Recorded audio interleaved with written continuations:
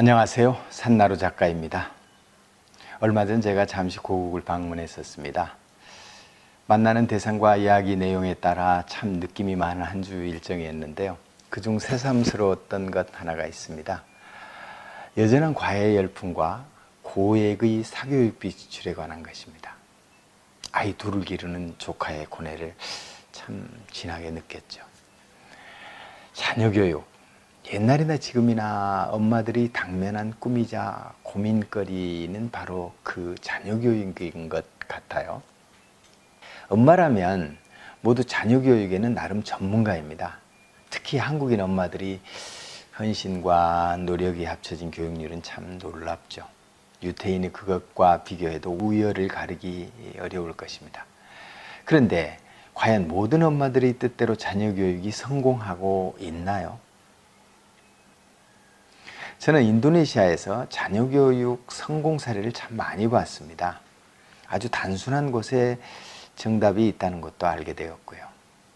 제가 몇 가지 프로젝트를 진행을 할 때 많은 분들을 만나 취재를 하면서 알게 된 아주 흥미로운 사실인데요.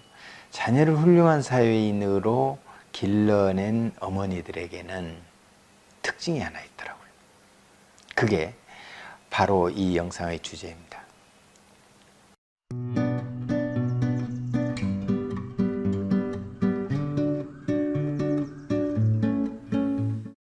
그 한 가지가 뭘까요? 제가 알게 된 것은 바로 뚝심입니다. 엉뚱한가요? 놀랍기도 하고 부럽기도 한 뚝심을 가진 엄마들의 특징은 다름 아닌 자기 자녀에 관한 바른 판단입니다. 부모는 자기 자녀를 누구보다 잘 안다고 하잖아요. 그래서 대부분 면밀히 판단하시겠죠. 하지만 또 돌아봐도 모자람이 없는 부분인 것 같아요. 곧 자녀가 지닌 능력에 따른 기대치는 적절한가? 잘하는 것에 관한 응원도 현실적인가? 하는 그런 것들이죠. 뚝심을 가진 엄마들은 시류에 흔들리지 않더라고요. 예컨대 네 집 아이는 어떤 학원에 보내고 또 누구는 무엇을 시킨다는 것에 예민하게 반응하지 않는 거죠. 물론 자녀에게도 일방적인 강요를 안 하고요. 기대치를 정해놓고 몰아붙이지 않는 거죠. 사실 자녀를 잘 기르고 싶은 생각이야 어느 부모인들 다르겠습니까? 중요한 것은 자신의 아이를 인정합니다. 다른 아이와 비교해 자기 아이를 2등으로 만들지 않는 거죠. 혹 부족한 부분마저도 스스로 나아질 때를 기다리더라고요. 만물이 기다려야 알차게 연근다는 것은 진리죠. 송나라의 고사 조장을 아실 겁니다. 어떤 농부가 벼싹을 빨리 자라게 하려고 국리 끝에 벼싹의 목을 뽑아줍니다. 그리고 집에 돌아와서 아내에게 자랑을 하죠. 아내가 가봤더니 어떤 일이 벌어졌을까요? 성장은커녕 모두 시들고 말았죠. 방목 아시죠? 아이러니인데요. 방목이란 단어의 의미는 어떤 형태로든 이미 울타리를 전제한 말이잖아요. 자연에는 애초부터 방목이란 단어가 필요가 없으니까요. 다만 방목을 위한 울타리는 아주 큰 울타리죠. 아이에게 큰 울타리란 뭘까요? 부모이며 가정이겠죠. 학교와 사회일 것이고요. 그것을 못 느끼는 자녀는 없을 것입니다. 옛말에 가르치고 배움은 일정한 유형이 없다. 처한 상황 따라 아는 것과 행동을 일치시키면 반드시 목적한 바를 이룬다 라고 했습니다. 저는 지금 젊은 엄마들의 핫한 관심사 자녀교육을 이야기하고 있습니다. 나이 60 중반의 꼰대로서 꼭 보태고자 하는 단어가 하나 있습니다. 아주 오래되고 중요한 단어, 창의, 즉 창작이란 두 글자입니다. 사람이 살면서 땀 흘리며 수고하고 창작을 왜 해야 하는가는 성경 창세기 장에 잘 설명되어 있습니다. 거기에는 아무것도 아닌 먼지가 어떤 과정을 거쳐 신을 닮은, 그러니까 신이 보시기에 좋은 사람으로 창작되는가가 잘 수록되어 있습니다. 곧 사람의 본질이 창작이며 그 창작 활동이 얼마나 가치 있는가가 바로 거기에 잘 드러나 있는 거죠.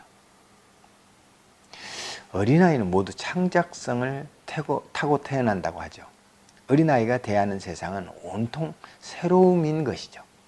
어린아이로서 신이랄 수밖에 없죠. 그러니까 어린아이들은 새로움을 향한 행동이 거침이 없어요. 날마다 도전입니다. 바로 이것을 어른들은 위험하다, 하지 마라, 말 잘 들어 하는 등으로 제약을 좀 합니다. 모험과 실험을 도와주기보다는 통제를 좀 더 많이 하는 편이죠.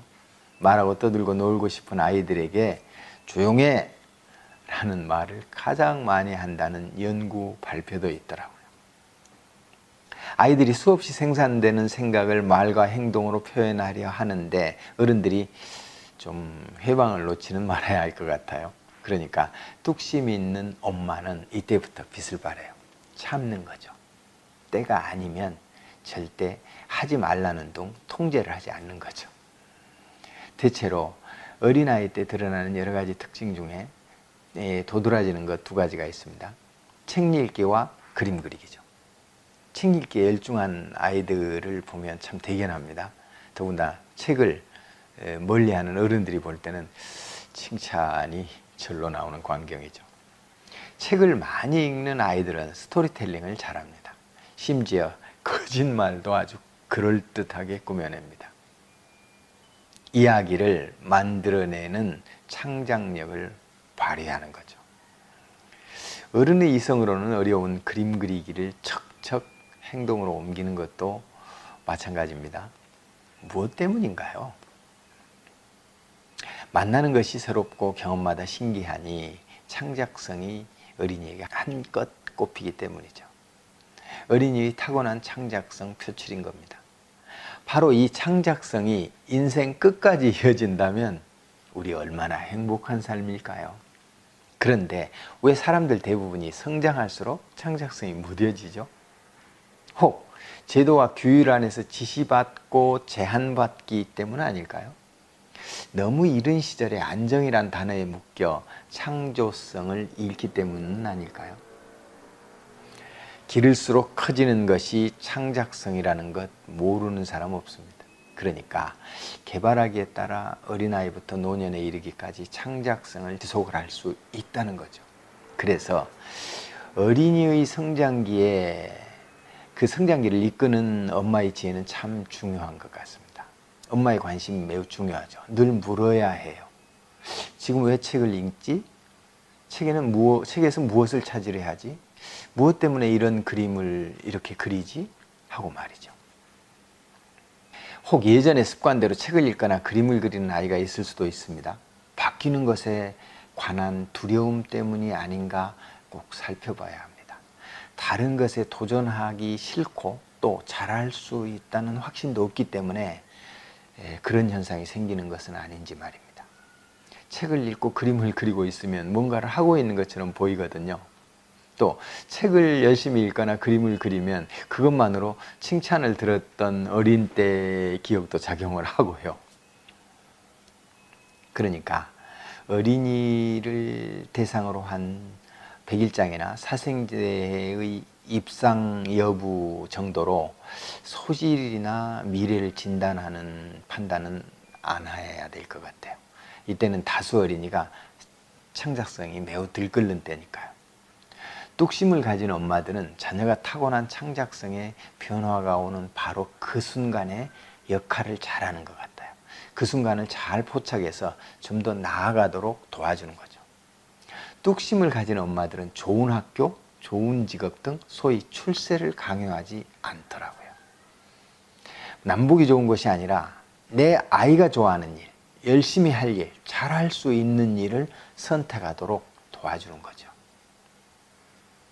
사람의 생이 곧 창작이라는 것 다 아시죠? 그러니 공부의 목표가 첫째 창작, 둘째가 생각 실천 아니겠습니까? 요즘 아이들 상당수 장래 희망이 유튜브 크리에이터라고 합니다. 저는 매우 좋은 현상이라고 생각합니다. 영상 제작은 아주 훌륭한 창작입니다. 나름대로 스토리를 구성하고 영상미를 생각하며 편집을 하면서 말과 음악을 아우릅니다. 어느 것 하나도 창작적이지 않은 것이 없습니다. 그러니까 종합예술인 거죠. 누군가가 크리에이터를 꿈꾼다면 희망으로만 묻어두지 마시기 바랍니다. 자녀가 원한다면 직접 경험하게 하세요. 창의성이 크게 성장할 것입니다. 자, 오늘 저는 평생 직업이 창작이라는 이유 하나로 꼰대임을 뒤로 밀치고 젊은 엄마들을 향해 자녀 교육을 이야기했습니다. 세상에서 가장 위대한 이름은 엄마, 그 엄마와 그의 자녀들이 아름다운 세상의 아름다운 주인공이 되기를 바라는 마음 큽니다. 그럼 저는 또 다음 영상을 준비해서 찾아뵙겠습니다.